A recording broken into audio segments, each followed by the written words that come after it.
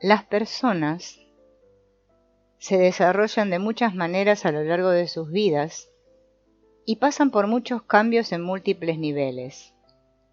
La experiencia total de integridad que cubre toda una vida, la emergencia de sí mismo en la estructura psicológica y en la conciencia, fue conceptualizada por Jung y la denominó individuación. El concepto de individuación que elaboró Jung está parcialmente basado en la observación común de que la gente crece y se desarrolla en el transcurso de los 70 u 80 años que suele durar una vida hoy en día en las sociedades occidentales. Físicamente se nace como infantes, se alcanza la infancia para entrar en la adolescencia y en la primera edad adulta. El ápice del desarrollo físico suele llegar en el periodo de la adolescencia tardía y la primera edad adulta, y el crecimiento físico se completa más o menos alrededor de los 20 años. Un cuerpo sano para ese momento está vibrante y en plena capacidad de reproducirse biológicamente y de enfrentar las tareas heroicas del esfuerzo y de resistencia que se requieren para lidiar con el mundo físico. Físicamente se ha llegado a la plenitud, aunque los músculos puedan ser ulteriormente desarrollados y las habilidades físicas puedan perfeccionarse y pulirse. Desde la mitad de los 30, el declive y el deterioro de la función corporal se convierten en un factor importante. Uno tiene que conservar y proteger el propio cuerpo y tener cuidado de no someterlo a demasiado esfuerzo porque se corre el riesgo de dañarlo, más allá de toda posibilidad de reparación. A medida que se entra en la mitad de la vida, los cambios y desarrollos físicos que van ocurriendo no suelen ser bienvenidos y pueden ser causa de una considerable ansiedad. Las arrugas, los vientres y senos caídos, los achaques y dolores en las articulaciones, se convierten en cotidianos recordatorios de nuestra condición de mortales. A la edad adulta y la mediana edad le sigue inevitablemente la vejez, que puede durar mucho o poco. En nuestros días se considera que la vejez comienza a los 70 años. En este siglo es muy probable que llegue a ser normal vivir hasta los 100 o 120 años. El deterioro físico se acelera durante ese periodo tardío. El cuerpo físico crece, madura, envejece y se deteriora en el transcurso de toda una vida. El crecimiento y el deterioro físicos están fundamentalmente regidos por programas genéticos que en la teoría psicológica de Jung se encuentran en interfaz con patrones arquetípicos. Cada estadio de la vida está sostenido y apuntalado por un conjunto de imágenes arquetípicas que le dan forma a las actitudes, conductas y motivaciones psicológicas. El recién nacido, por ejemplo, llega al mundo preparado para desempeñar su papel, constelizando actitudes y conductas maternas adecuadas en la persona que lo atiende, al sonreír, arrullar, chupar y en general hacerse querer. Al mismo tiempo, si todo marcha bien, la madre está preparada para asumir su responsabilidad y su papel de cuidar y nutrir a su bebé. El par madre-infante describe un patrón arquetípico de fantasías y de interacción humanas que es primordial y que tiene un gran valor en la supervivencia. Para cada etapa de la vida existen semejantes constelaciones de instinto y arquetipo que se manifiestan en patrones de la conducta, del sentir y de la ideación.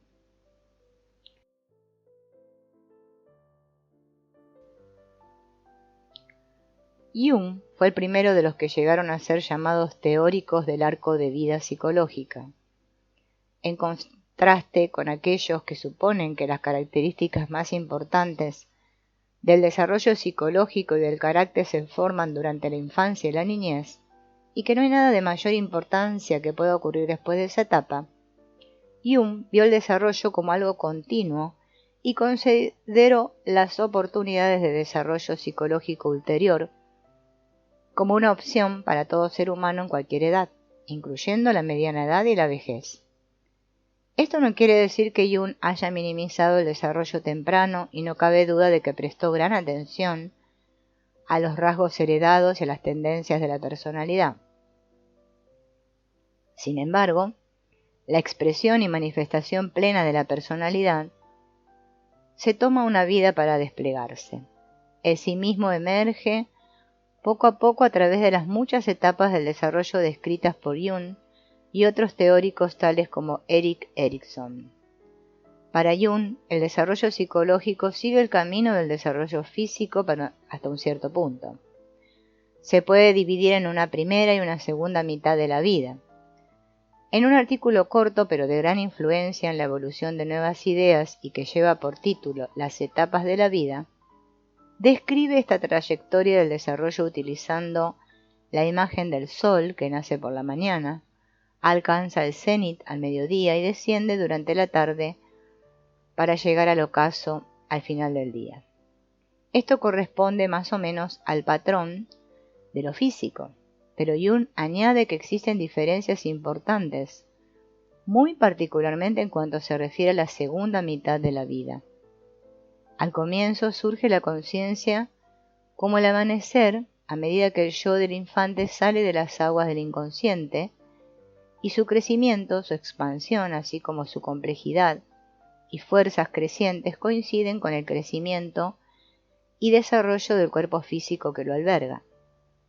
A medida que el cuerpo crece, el cerebro madura y la capacidad de aprendizaje se desarrolla y se expande, el yo también desarrolla su fuerza y su capacidad. Un primer paso consiste en establecer la diferencia entre el cuerpo individual y los objetos del mundo circundante. Esto ocurre en paralelo a la separación de la matriz inconsciente interior. El mundo se vuelve más concreto y real y deja de ser simplemente el receptor de burdas proyecciones. Comienzan a hacerse y a observarse las distinciones.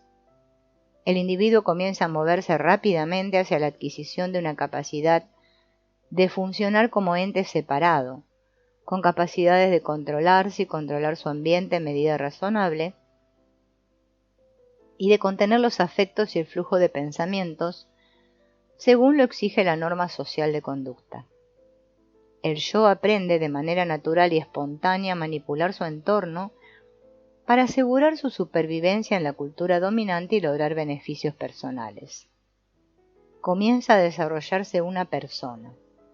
El yo del niño y del joven sanos está muy ocupado elaborando su propio mundo al desarrollar su confianza en sí mismo y su capacidad de contar consigo mismo en los términos que le ofrecen las circunstancias de su nacimiento.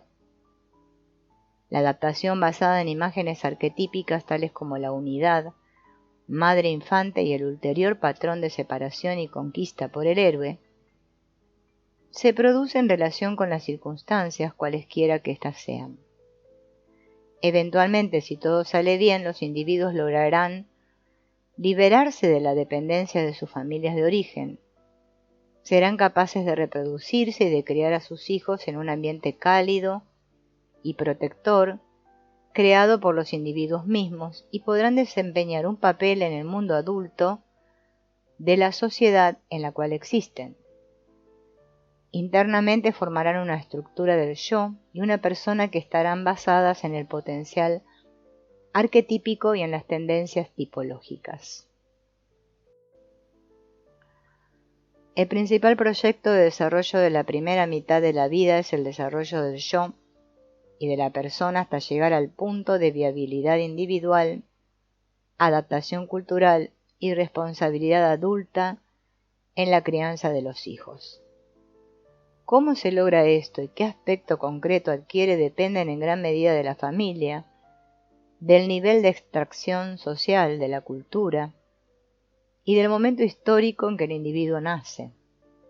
Estos factores habrán de influenciar y dar forma a muchos de los detalles en las diferencias de desarrollo entre varones y mujeres, ricos y pobres, orientales y occidentales. Esos mismos factores también habrán de dictaminar de alguna manera los tiempos para la asunción de roles y responsabilidades. Sin embargo, lo que es universal y por ende arquetípico es que toda cultura espera y exige del joven individuo la adaptación y el desarrollo del yo.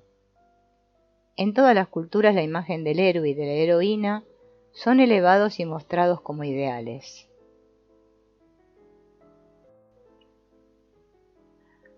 El héroe es una imagen ideal de alguien que logra un desarrollo del yo, tal que los hombres han de emularle y admirarle. La heroína es una imagen que provee el mismo patrón en las mujeres. En algunas sociedades se considera que el desarrollo del yo y de la persona han sido completados para fines prácticos. En el momento en que se llega a la plenitud de la adolescencia, en otras sociedades, como las sociedades modernas que parecen tener requisitos de instrucción interminables, puede que este desarrollo no se alcance hasta casi entrada la mediana edad.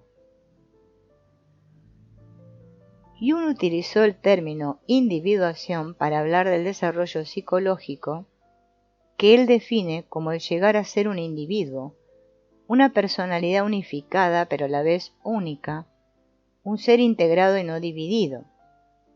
La individuación incluye algo más que el proyecto idealmente logrado en la primera mitad de la vida, a saber, el desarrollo del yo y de la persona.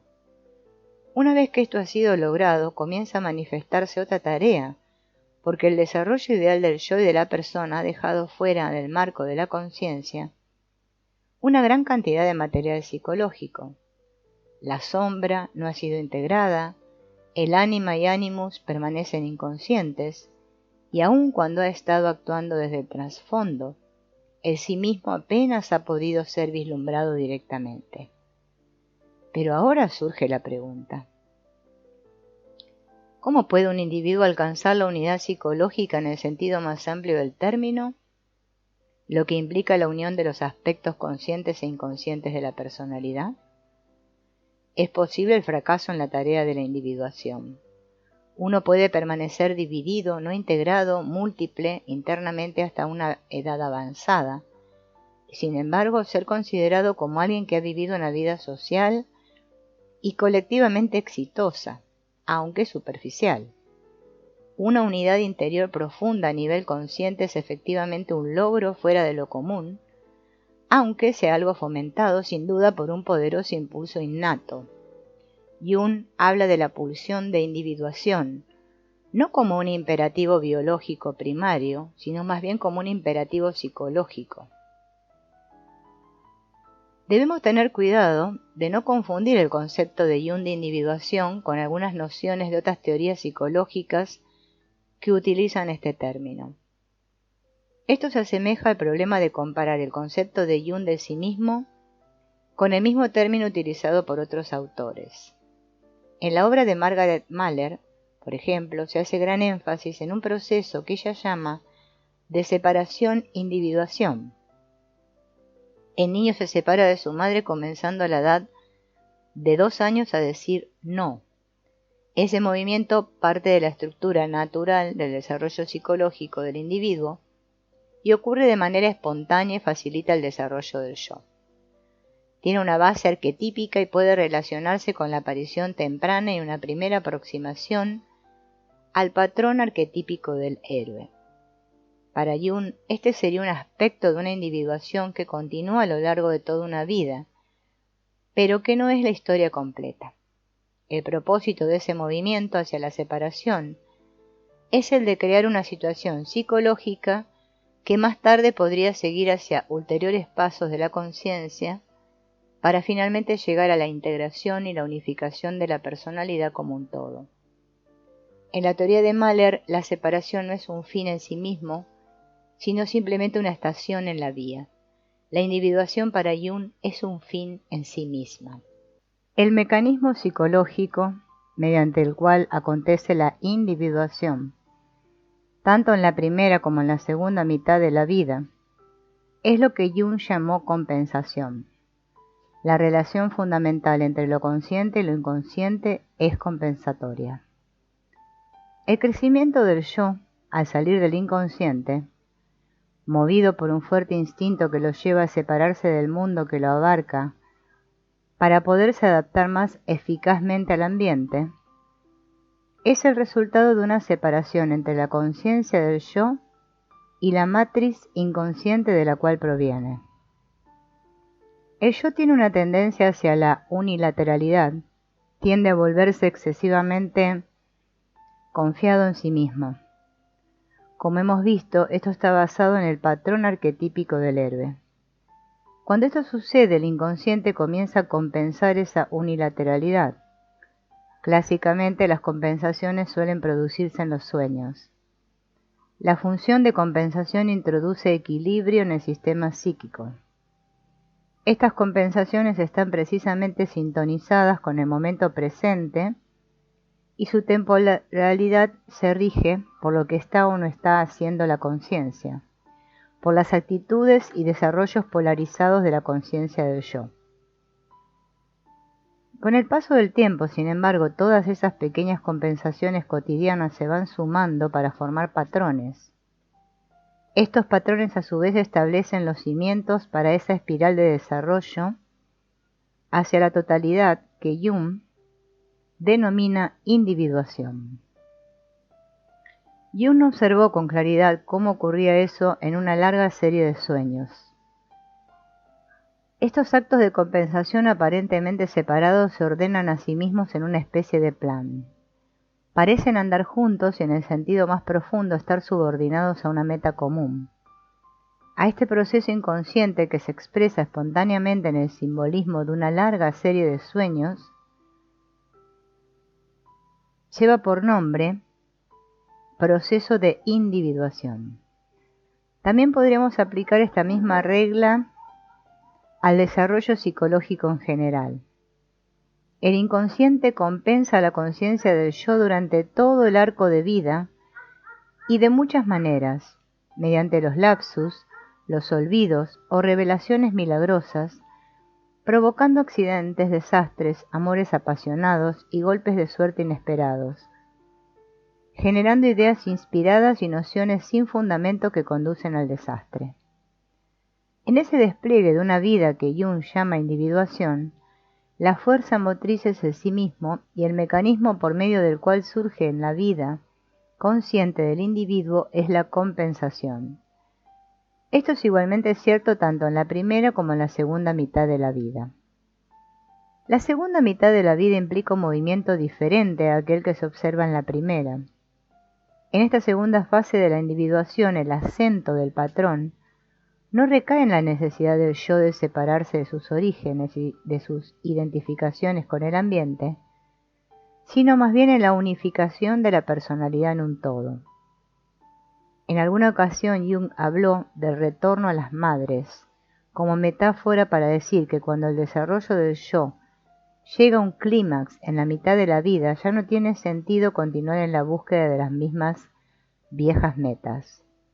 De hecho, algunas metas que ya han sido alcanzadas comienzan a ser cuestionadas en cuanto a su valor, y esto conduce a una reevaluación de lo que ha sido logrado y a cuestionarse dónde yace el significado ulterior de la vida.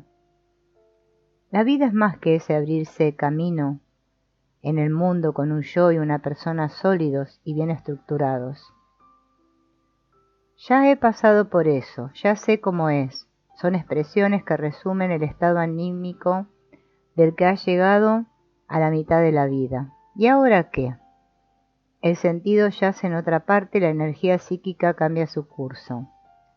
Ahora la tarea consiste en unificar el yo con el inconsciente que contiene la vida no vivida del individuo y su potencial no realizado. Este desarrollo en la segunda mitad de la vida sería el significado junguiano clásico de la individuación.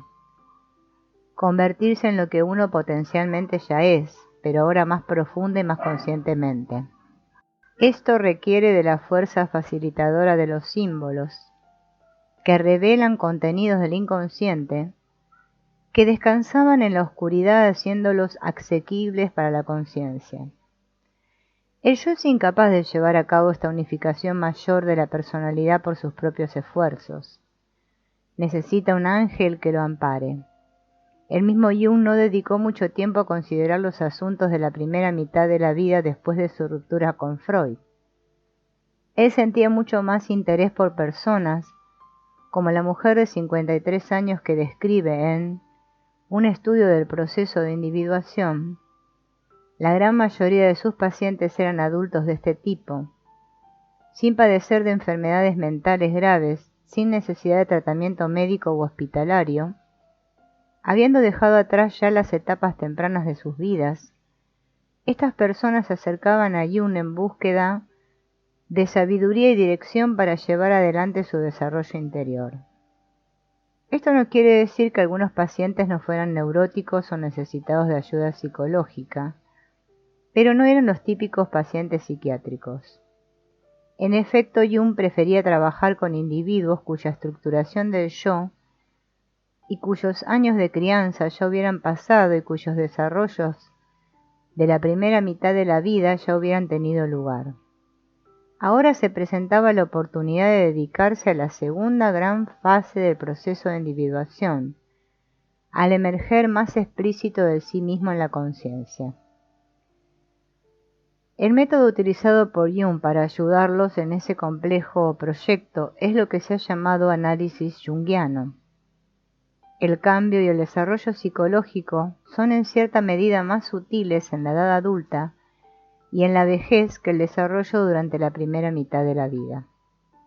Uno debe observar muy cuidadosamente y a niveles muy profundos para poder percibir este proceso en la gente. Jung describió 5 etapas de desarrollo de la conciencia. La primera etapa está caracterizada por la participación mística, un término tomado por Jung del antropólogo francés Lucien Lévy-Bruhl. Esta participación mística se refiere a una identificación entre la conciencia del individuo y el mundo que lo rodea, sin percatarse de que se encuentra en ese estado. La conciencia y el objeto con el cual uno se identifica son misteriosamente una sola y la misma cosa.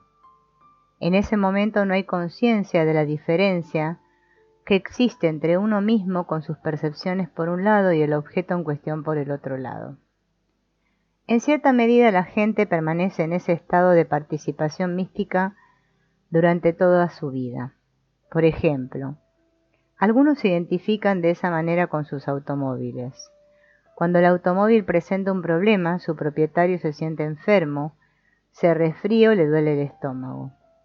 Estamos inconscientemente unidos al mundo que nos rodea.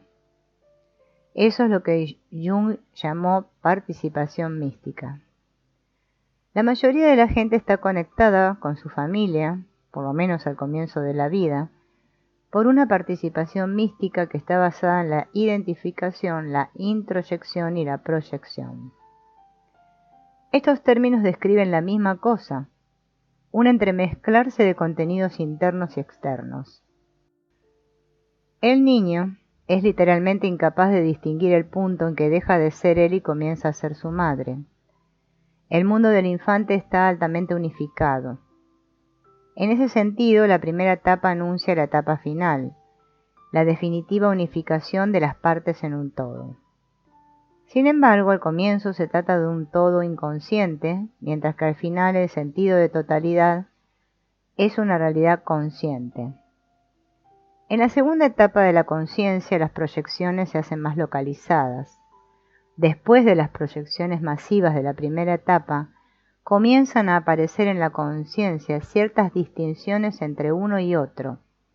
El niño se percata de ciertos lugares en los que su propio ser físico choca con objetos externos y comienza a observar cosas y a reconocer diferencias entre él mismo y otros, y entre él mismo y los objetos que están en el mundo que lo rodea.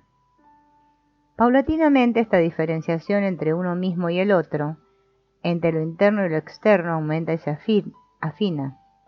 Cuando existe una buena diferenciación sujeto-objeto, y cuando uno mismo y el otro resultan claramente distintos, la proyección y la participación mística cambian. Esto no quiere decir que la proyección haya sido superada, sino solo que se ha vuelto más localizada, enfocada en unos pocos objetos y ya no en el mundo entero.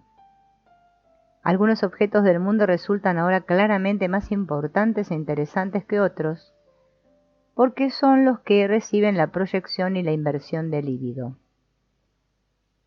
Mamá, el juguete preferido, los objetos brillantes en movimiento, Las mascotas, papá, otras personas se vuelven especiales, elegidas y distintas.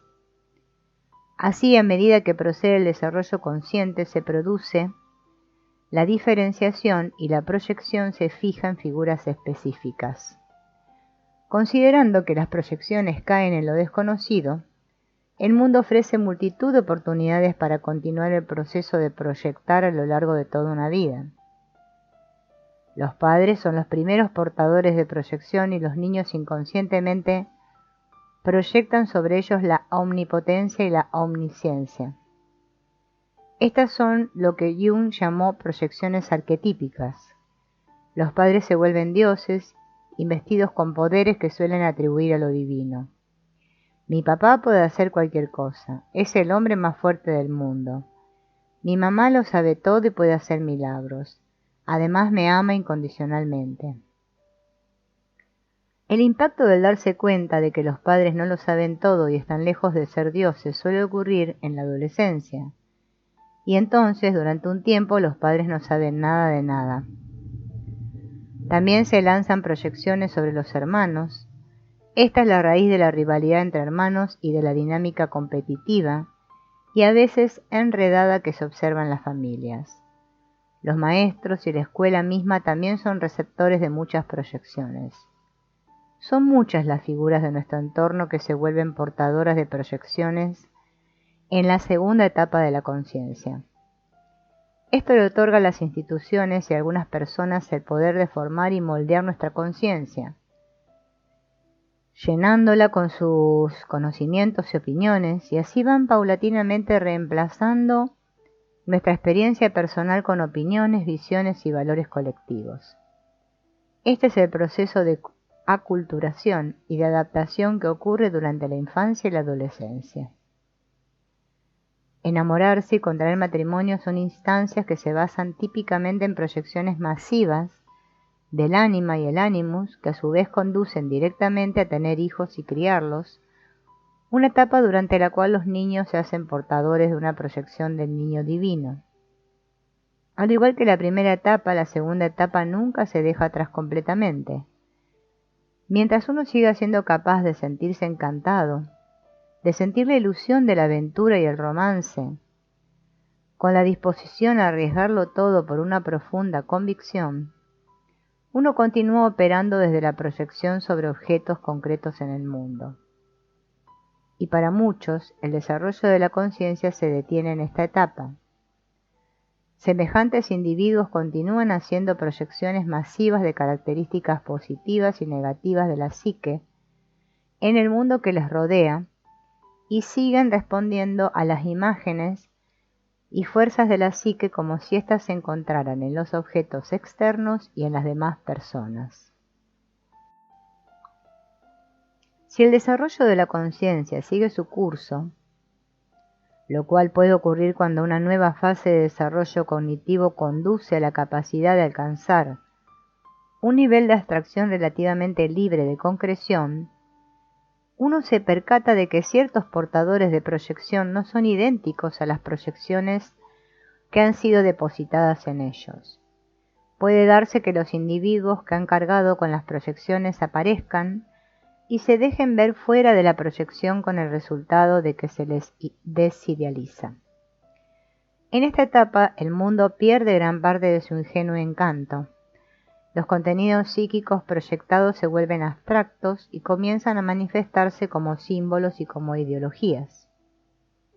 La omnisciencia y la omnipotencia dejan de ser atribuidas a seres humanos y esas cualidades se proyectan sobre entidades abstractas tales como Dios, el destino y la verdad. La filosofía y la teología se hacen posibles. Los valores supremos adquieren la fuerza luminosa que fue una vez atribuida a los padres y a los maestros. La ley o la revelación o las enseñanzas son investidas con proyecciones arquetípicas y el mundo cotidiano concreto se vuelve relativamente libre de proyecciones, dando lugar a una interacción neutral. En la medida en que se alcanza esta etapa de conciencia, el individuo se vuelve menos vulnerable al miedo entre enemigos y fuerzas malignas. Uno deja de temerle a las represalias por parte de los enemigos humanos porque Dios tiene el control. O bien se considera que uno puede manipular y tomar control del mundo de forma racional porque éste obedece a las leyes de la naturaleza y está libre de espíritus y demonios que podrían disgustarse con una autopista por aquí o una edificación por allá. Parece que uno deja de chocar con uno mismo y deja de sentir tan directamente el dolor de lo que le está haciendo al objeto. La respuesta espontánea y empática al sufrimiento entre las criaturas del mundo y a la destrucción del mundo natural se reduce considerablemente cuando la dicotomía uno mismo-objeto ha llegado a este punto. Para muchos, esto no parece ser un adelanto, sino más bien una disminución de la conciencia. Pero hay que reconocer que las reacciones emocionales de empatía, manifestadas en las anteriores etapas del desarrollo, están fundamentalmente basadas en la proyección y tienen poco que ver con una evaluación objetiva de lo que le sucede al objeto. Cuando se retiran las proyecciones que han sido colocadas en el mundo de los objetos concretos, los líderes políticos y los ideólogos carismáticos pueden crear abstracciones en formas de ideas, valores o ideologías al proyectar en ciertos conceptos el valor más alto y el bien supremo. En base a estos valores, uno puede desarrollar un conjunto de imperativos y deberes que ocuparán el lugar de las relaciones emocionales naturales y espontáneas que las personas menos conscientes suelen tener con el mundo.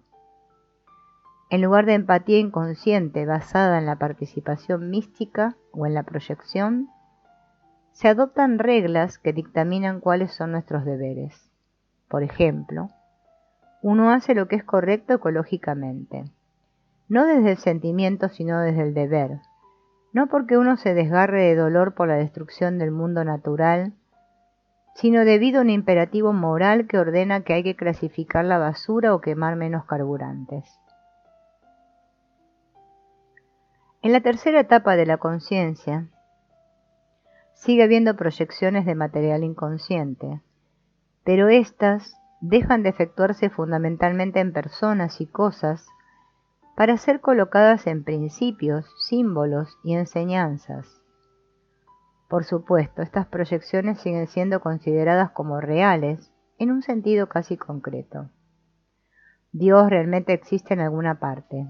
Él o ella es una personalidad precisa e indudable y así sucesivamente. Mientras uno siga creyendo que un Dios real nos castigará o nos recompensará en el más allá, esto indica un nivel de conciencia de la tercera etapa. Simplemente se ha trasladado la proyección del progenitor humano a una figura más abstracta, mitológica. La cuarta etapa representa la extinción radical de las proyecciones, inclusive en forma de abstracciones teológicas e ideológicas. Esta extinción conduce a la creación de un centro vacío, que Jung identifica con la modernidad. Es el hombre moderno en busca de su alma. El sentido de alma, de gran significado y propósito en la vida, de inmortalidad, de un origen divino, un Dios interior, es sustituido por valores utilitarios y pragmáticos. ¿Funciona? Esa es la pregunta fundamental. Los humanos llegan a verse a sí mismos como piezas de una gigantesca maquinaria socioeconómica y sus expectativas y deseos de encontrar sentido y significado se reducen a migajas.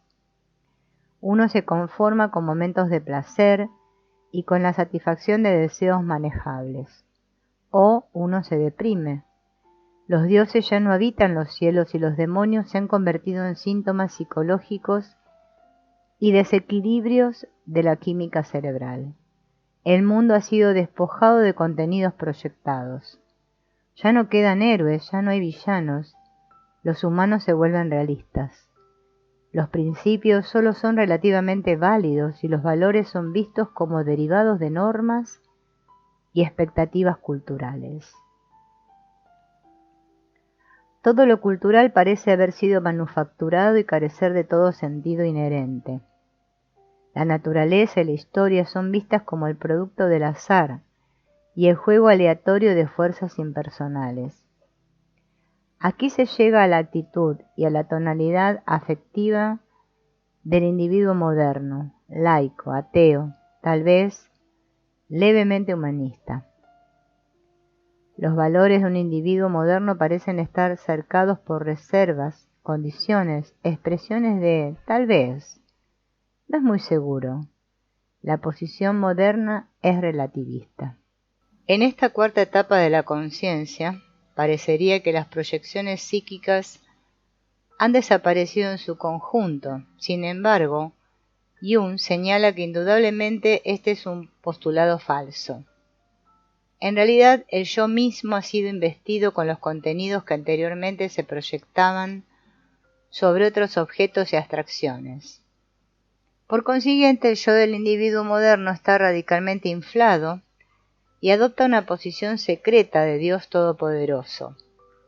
El yo, en lugar de la ley o de las enseñanzas, es ahora el receptor de proyecciones, sean buenas o malas.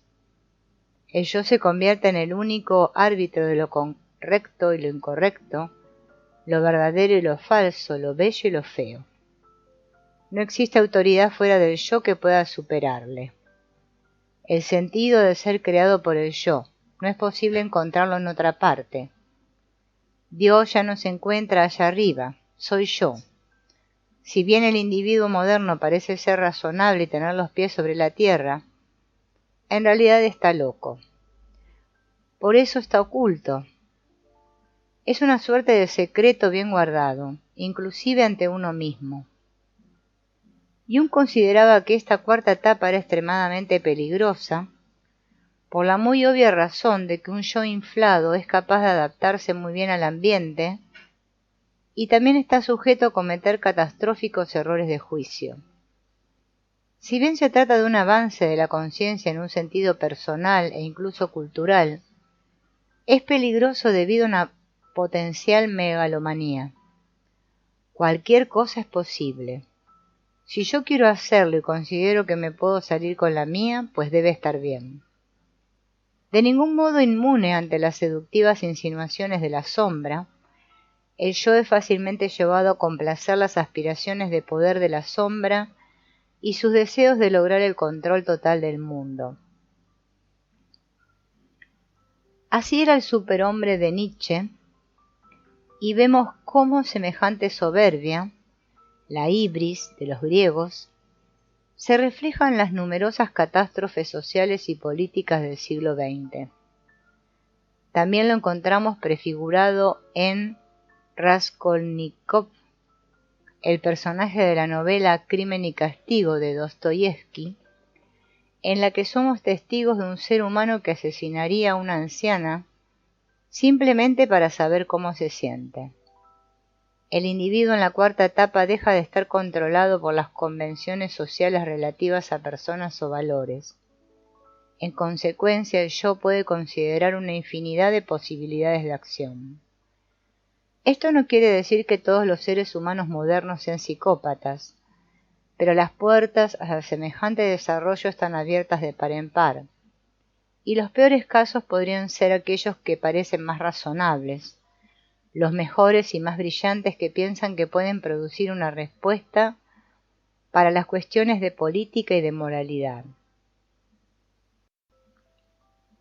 Jung decía a modo de broma que en las calles uno se encuentra gente en todas las etapas del desarrollo, seres de Neandertal, gentes medievales, individuos modernos, gente en todas las etapas concebibles de desarrollo de la conciencia. El hecho de vivir en el siglo XX no le confiere automáticamente la condición de modernidad al desarrollo de la conciencia de uno como individuo. No todo el mundo se acerca a la cuarta etapa. En efecto, muchos son los que no pueden siquiera tolerar las exigencias de dicha etapa. Otros la consideran maligna. Los fundamentalismos en el mundo insisten en aferrarse a la segunda y tercera etapa por miedo a los efectos corrosivos de la cuarta y a la desesperación y vacuidad que ésta provoca. Por eso es una verdadera hazaña psicológica el que las proyecciones hayan sido retiradas hasta un punto en el cual los individuos asumen la plena responsabilidad personal de sus destinos. La trampa reside en que la psique queda escondida en la sombra del yo. Estas 4 primeras etapas en el desarrollo de la conciencia tienen que ver con el desarrollo del yo en la primera mitad de la vida. El individuo que ha logrado la característica reflexiva y autocrítica del yo de la cuarta etapa, sin caer en la inflación megalománica, ha recorrido un gran camino en el desarrollo de su conciencia y, según la evaluación de Jung, es alguien altamente evolucionado. Sin embargo, Jung reserva un ulterior desarrollo durante la segunda mitad de la vida a una quinta etapa, una etapa postmoderna, que tiene que ver con la proximidad de una reunificación de lo consciente y lo inconsciente. En esta etapa se produce un reconocimiento consciente de las limitaciones del yo y un percatarse de las fuerzas del inconsciente. Se hace entonces posible una forma de unión entre consciente e inconsciente por medio de lo que Jung llamó la función trascendente y el símbolo unificador. La psique se une, pero a diferencia de la primera etapa, sus partes permanecen diferenciadas y contenidas en la conciencia. Y a diferencia de la cuarta etapa, el yo no se identifica con los arquetipos.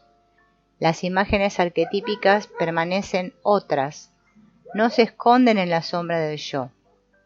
Ahora son vistas como algo que está allí dentro, a diferencia de la tercera etapa, cuando todas están allá afuera, concretamente en algún lado, en un espacio metafísico. Ahora ya no se proyectan sobre algo externo. Su quinta etapa de conciencia no es posmoderna en el sentido que se le da la palabra en la crítica literaria o en las artes, sino en el sentido de una etapa que trasciende y suplanta la moderna. Va más allá del yo moderno que ha visto a través de todo y no cree en la realidad de la psique. La posición moderna es una actitud. Eso no es nada. Convencida de que las proyecciones han sido eliminadas y no eran más que humo y espejismos que no significaban nada. La actitud posmoderna reconoce que existe una realidad psíquica en las proyecciones, pero no en el sentido concreto o material. Si se oía tanto ruido en el bosque, puede ser que después de todo sí hubiera algo allí fuera. No era lo que pensábamos, pero sí era algo real a pesar de todo. Podemos observarlo, podemos intuirlo, podemos concebirlo. La psique misma se vuelve entonces el objeto de escrutinio y de reflexión. ¿Cómo podemos aprehenderla en nuestras observaciones? ¿Cómo hemos de relacionarnos con ella cuando lo hacemos? Estos serían los interrogantes y las inquietudes posmodernas. Podemos entonces entender que los intentos de Jung para formular una adecuada epistemología en tipos psicológicos, una psicología crítica, fueron un esfuerzo para elaborar los fundamentos de una aproximación a la psique como una entidad por derecho propio. Sus técnicas de imaginación activa y de interpretación de sueños se prestan para interaccionar con la psique directamente y formar con ella una relación consciente. De esta manera se forjaban las herramientas para relacionarse con la vida de una forma posmoderna, consciente, y para adoptar una posición respetuosa hacia aquellos mismos contenidos que los primitivos y los pueblos tradicionales encuentran en sus mitos y sus teologías, que los niños proyectan en sus padres y en sus juguetes y juegos, y que los seres mentalmente enfermos, los pacientes psicóticos, ven en sus alucinaciones y visiones. Los contenidos son comunes para todos nosotros y constituyen los estratos más profundos y primigenios de la psique, el inconsciente colectivo. Aproximarse a las imágenes arquetípicas y relacionarse con estas conscientemente y con creatividad es lo que constituye la pieza central de la individuación y la tarea de la quinta etapa de la conciencia. Esta etapa de la conciencia produce otro movimiento en el proceso de individuación. El yo y el inconsciente se unen por medio de un símbolo. Oficialmente Jung se detuvo en la quinta etapa, aun cuando en varios lugares indica que contempló avances ulteriores más allá de esta etapa. En sus escritos existen sugerencias de lo que podría considerarse una sexta y hasta una séptima etapa. Por ejemplo, en el Kundalini Yoga Seminar, en 1932, reconoce claramente la consecución de estados de conciencia en Oriente que sobrepasan considerablemente lo que se conoce en Occidente. Si bien tiene dudas en cuanto a las perspectivas que pueden tener los occidentales de alcanzar semejantes etapas de conciencia en un futuro previsible, no deja, sin embargo, de reconocer la posibilidad teórica de lograrlo e inclusive describe algunas de las características que tendrían dichas etapas. El tipo de conciencia revelada en el Kundalini podría ser considerado una potencial séptima etapa. Retrocediendo un poco, hay un tipo de conciencia más accesible para el occidental y que ocuparía un lugar entre la quinta etapa y esa supuesta séptima etapa. Más tarde, en su propia vida, cuando exploró la estructura y la función de los arquetipos en el contexto de la sincronicidad, sugirió que tal vez estas estructuras aparentemente internas correspondan a estructuras del ser en el mundo no psíquico. Jung dice que el proceso de individuación por el cual una persona se convierte en un individuo psicológico, es decir, una unidad separada, indivisa, consciente, un todo diferenciado, es en sí un proceso.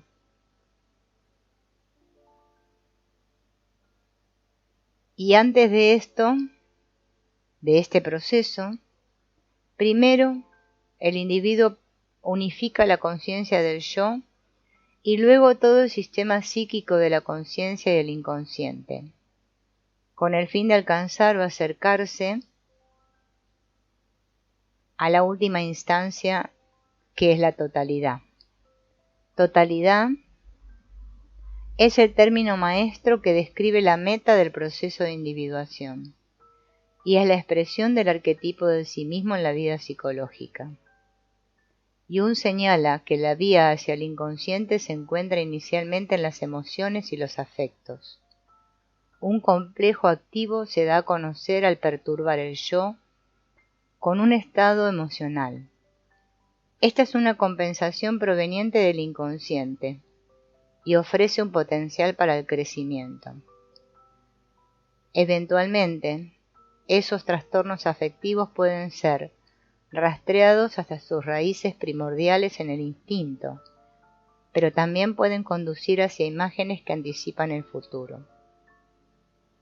Jung plantea un punto de vista finalista, un movimiento hacia una meta, para poder acercarse a la totalidad. Los sistemas consciente e inconsciente deben ser puestos en relación uno con otro. La psique está constituida por dos mitades incongruentes que al unirse forman un todo. Más adelante presenta un método práctico que la gente puede utilizar para proceder a unir las mitades dispares de la psique. La neurosis está basada en un conflicto interior que garantiza la unilateralidad. Se reprime el inconsciente y el individuo termina en un atolladero energético. Cuando la energía se utiliza para un arco de actividades tan estrecho y para activar las defensas contra el inconsciente que ha sido excluido, muchas de las posibilidades que tiene la vida para la totalidad y la satisfacción quedan negadas. A menudo un individuo se siente extremadamente aislado. Su vida se vuelve estéril e incluso puede llegar a detenerse. Consciente e inconsciente no forman un todo cuando uno de ellos ha sido suprimido y dañado por el otro. Si han de enfrentarse, permitamos al menos que sea una pelea justa con iguales derechos por parte y parte. Ambos son aspectos de la vida. La conciencia debería defender su razón y protegerse, y a la vida caótica del inconsciente debería dársele una oportunidad de salirse con la suya también, hasta donde podamos tolerarlo. Esto significa a la vez un conflicto abierto y una colaboración abierta. Esa evidentemente es la manera en que debería ser la vida humana. Es el viejo juego de estar entre el yunque y el martillo.